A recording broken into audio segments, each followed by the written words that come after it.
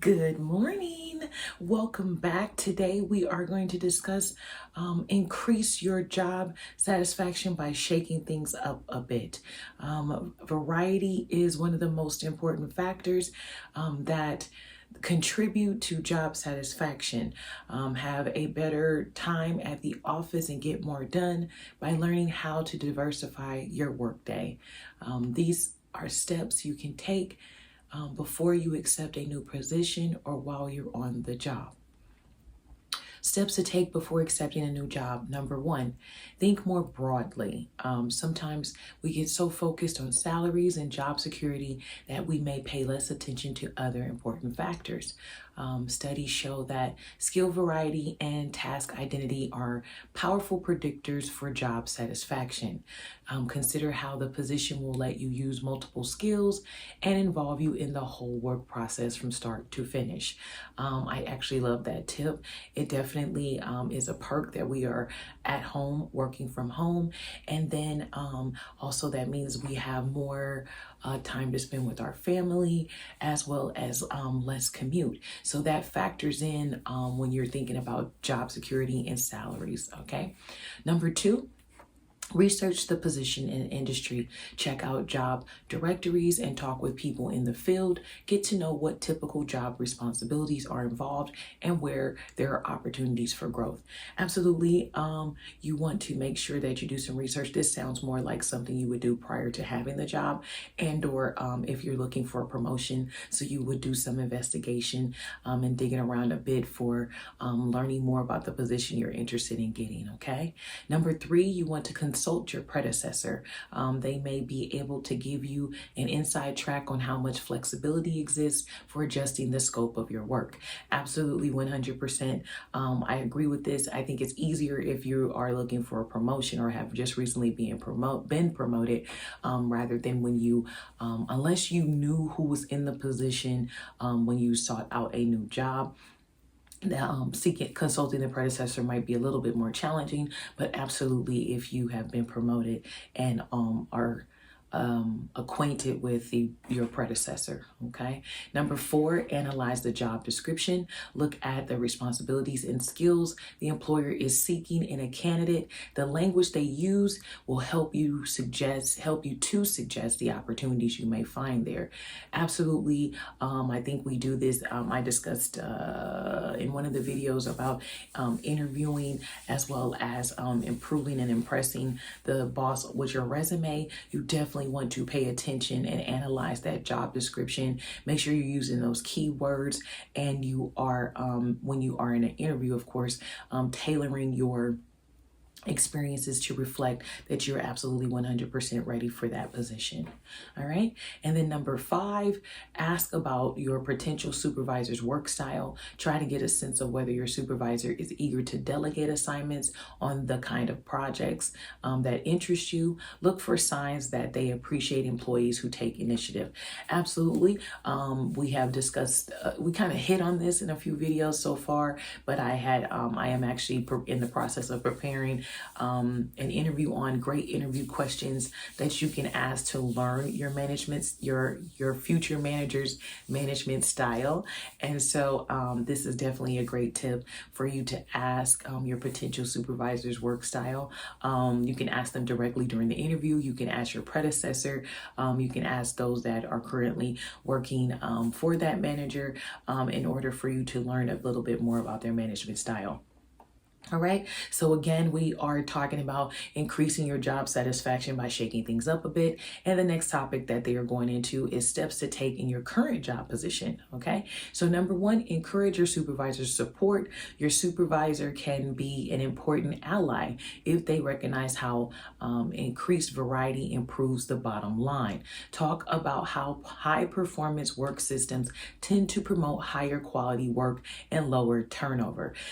Definitely definitely, as you're speaking to your supervisor, you want to make sure that you're letting them know that if you're interested in being promoted, you want to let them know that you're interested in that, as well as you want to promote yourself and highlight those things that you have done. And absolutely, if you understand and are looking at or taking a broader view of the organization that and culture that your company culture that you're working for, you definitely want to accent how the actions and way in which you have performed your job aligns with the company and their bottom line. Okay.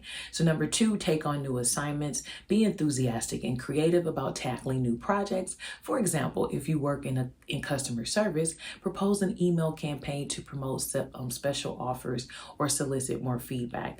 Definitely, when you to kind of add excitement to your job, learning or beginning to think outside the box may be kind of the first start to spicing it up and making yourself or helping yourself to remember why you were so anxious and eager about getting that job. And so definitely coming up with new and fresh ideas on how to assist yourself in making things more exciting, but also assisting the team in helping them to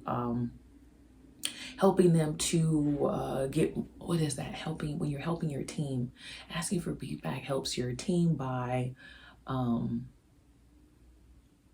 you are showing yourself as a team player, but it also shows them how they can be better team players and support each other.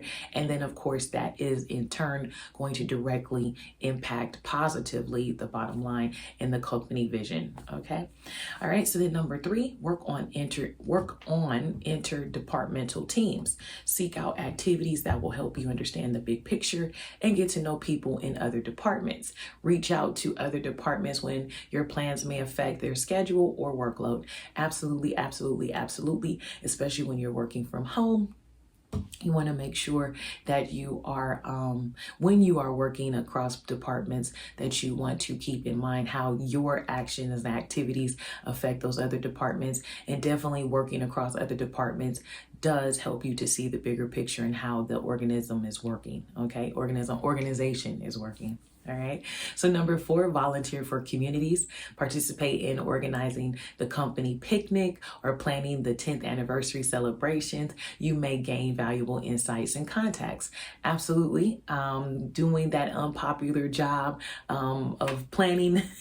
I won't say it's unpopular, but it is a task, right? For some people, they absolutely enjoy it. I feel like HR definitely enjoys those kind of things, right? Because it has to do with team building. So even if you aren't, working from home, you may or may not be planning a picnic, but even if you are simply maybe throwing out an idea to your boss on a meeting, a type of a fun meeting to have to boost morale, you definitely should volunteer for those types of things, right? Again, it sounds more like you're just throwing in ways to spice up your day in order to rekindle that love that you have for your position. Okay.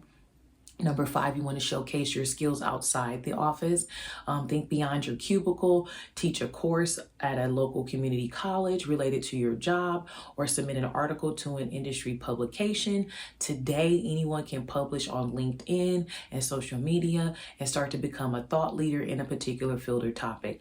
Absolutely, 100%. That is how I got started. As I've done so many different things over the years, and